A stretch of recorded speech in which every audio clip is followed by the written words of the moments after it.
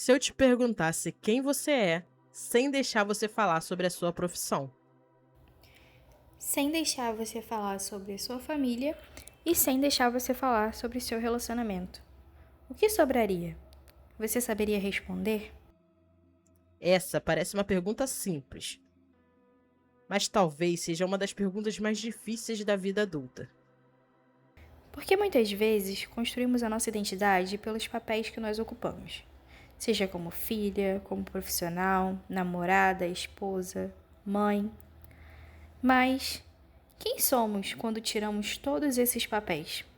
Meu nome é Isis Fonseca. Meu nome é Milene Rigueiro e esse é o Clube Delas Podcast.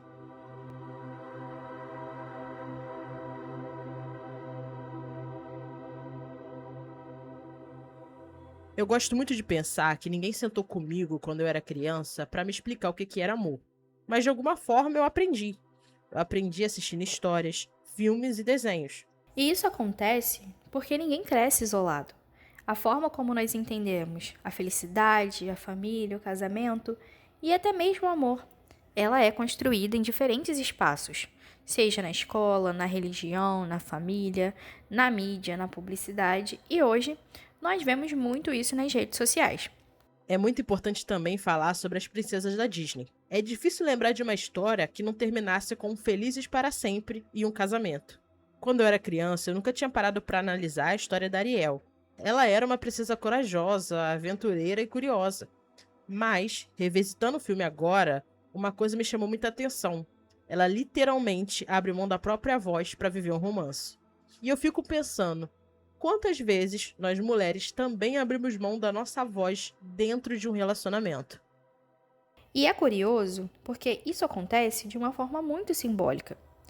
Não é que alguém chegue e diga, você não pode mais falar. Mas às vezes a gente deixa de expressar uma opinião nos relacionamentos que nós temos para evitar um conflito. Às vezes deixamos de falar sobre um sonho porque achamos que ele não cabe mais na vida do casal. Infelizmente, muitas mulheres relatam que quando eram solteiras tinham sonhos e metas individuais e a partir do momento que entraram em um relacionamento ou que casaram, os sonhos e objetivos passam a se tornar algo do casal, algo em conjunto. Então, quando você fala da Ariel, eu não consigo deixar de pensar nessa metáfora. A Bela e a Fera também é um ótimo exemplo disso, porque a Bela deixa sua antiga vida para viver no castelo. Também temos outros exemplos, como por exemplo a Branca de Neve, a Cinderela, onde o romance ele era apresentado como o grande objetivo da protagonista e não outros objetivos em si. E aqui eu acho importante fazer uma observação.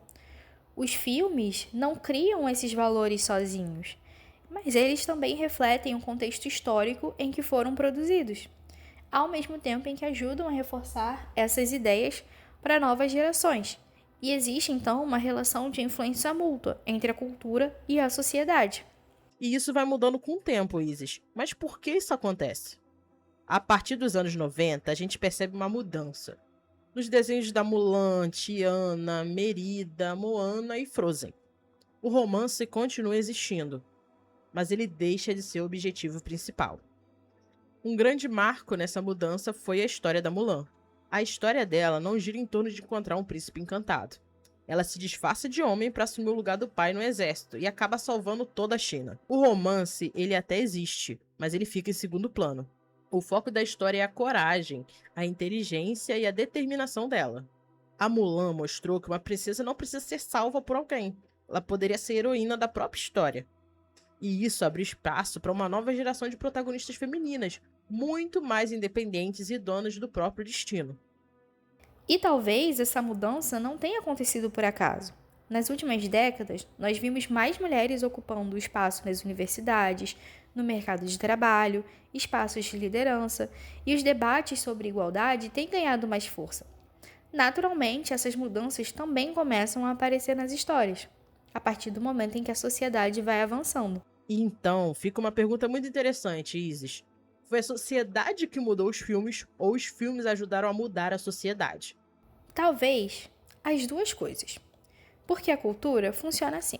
Ela influencia e também é influenciada. Enquanto eu preparava esse episódio, uma leitura ficou muito marcante. Foi o livro Backlash, o contra-ataque da guerra não declarada contra as mulheres, da jornalista Susan Faludi. Ela argumenta que, após alguns avanços importantes na história para as mulheres, determinadas narrativas tradicionais voltam a ganhar força. Não exatamente da mesma forma, mas adaptadas ao contexto de cada época. Quando pensamos em redes sociais, isso faz muito sentido. Hoje, essas narrativas aparecem de uma forma muito bonita. E quando pensamos em redes sociais, isso faz muito sentido. Hoje, essas narrativas aparecem através de uma estética muito bonita. Vídeos bem produzidos, casas impecáveis, rotinas tranquilas. É uma construção de comunicação. E é importante lembrar que o problema não está em cozinhar, cuidar da casa ou desejar uma divisão tradicional de tarefas. Essas podem ser escolhas legítimas. A questão é quando essa estética passa a vender a ideia de que esse caminho é natural ou ideal para todas as mulheres, sem mostrar as diferenças de contexto, de classe social, de independência financeira ou de poder de decisão. Então, a partir dessa leitura, foi impossível não pensar no fenômeno das tradwives. Tradwife é uma abreviação para o termo traditional wife. Traduzindo do inglês para o português, são mulheres tradicionais, mulheres que compartilham uma rotina baseada nos papéis tradicionais de gênero que foram construídos na nossa sociedade. Mas a pergunta que mais me interessa não é se isso é certo ou errado. É outra questão. Por que esse tipo de conteúdo cresce e vem crescendo justamente agora? E talvez é porque essa narrativa conversa com o momento em que vivemos. As redes sociais criaram imaginários, assim como o cinema fez durante décadas. Durante muito tempo, os filmes nos ensinaram que o final feliz de uma mulher é encontrar um grande amor.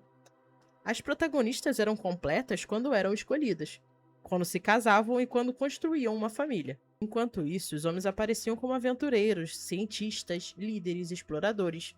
Essas histórias ajudaram a moldar o que a gente considera como sucesso, felicidade e realização. Eu acho importante a gente refletir aqui que o ponto não é sobre criticar mulheres que escolhem esse estilo de vida, e sim se perguntar, essa escolha, ela tem sido feita com liberdade ou ela está sendo feita porque determinadas narrativas continuam nos dizendo que existe apenas um único caminho possível? Será que nós, mulheres, devemos realmente apenas nos dedicar a encontrar um parceiro, a viver um romance e a seguir os papéis tradicionais que nos são impostos? Será que nós devemos deixar os nossos sonhos, os nossos hobbies, os nossos objetivos e viver em busca de um amor? Quando nos perdemos, quase sempre é porque fomos ensinadas a abandonar partes de nós mesmas. Enquanto muitos homens conseguem levar os seus hobbies e interesses da infância para a vida adulta, nós, mulheres, frequentemente somos incentivadas a deixá-los para trás. Aprendemos a cuidar dos outros, a nos adaptar e colocar os nossos sonhos em segundo plano. Aos poucos, nossos gostos, talentos e tudo aquilo que nos fazia se sentir viva vai sendo silenciado. E quando o relacionamento termina, uma pergunta surge: quem somos nós quando tudo isso deixa de existir? E é aí que entra a amizade, porque a amizade tem um papel fundamental de lembrar quem nós somos. São as nossas amigas que conhecem os nossos planos antes de um relacionamento, que lembram dos nossos hobbies, das nossas conquistas e da pessoa que existia antes de assumirmos tantos papéis. Enquanto um relacionamento amoroso pode ocupar o centro da nossa vida, as amizades nos conectam com outras partes da nossa identidade. Cultivar amizades não é uma coisa secundária, gente. É uma forma de preservar quem nós somos. Eu gosto muito de falar sobre hobby porque eu tive uma mãe que sempre me influenciou muito a ter os meus hobbies. Minha mãe brincou muito no seu Atari quando ela era criança. E quando eu fiz 10 anos, eu também ganhei o videogame. Minha mãe sempre me incentivou a jogar. Eu fui atleta por mais de 10 anos de luta livre, judô, jiu-jitsu, e minha mãe sempre me incentivou a treinar. Porque ela via o quanto aquilo dali me fazia bem. Mas com o tempo eu fui crescendo, a influência ao meu redor foi me limitando do que eu deveria ou não fazer. E a gente é silenciada desde muito nova. Eu, por exemplo, atualmente não tenho quase mais nenhum hobby. E a luta e o videogame era uma coisa que eu sempre amei desde criança. E mesmo que essa influência não venha dos nossos pais, ela vem da sociedade em si.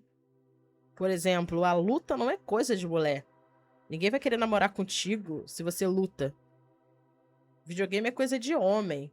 Dificilmente você vai ver uma mulher de mais de 30 anos sentada no sofá jogando um videogame. Porque ela não deveria fazer aquilo, ela deveria cuidar da casa, ela deveria cuidar do marido.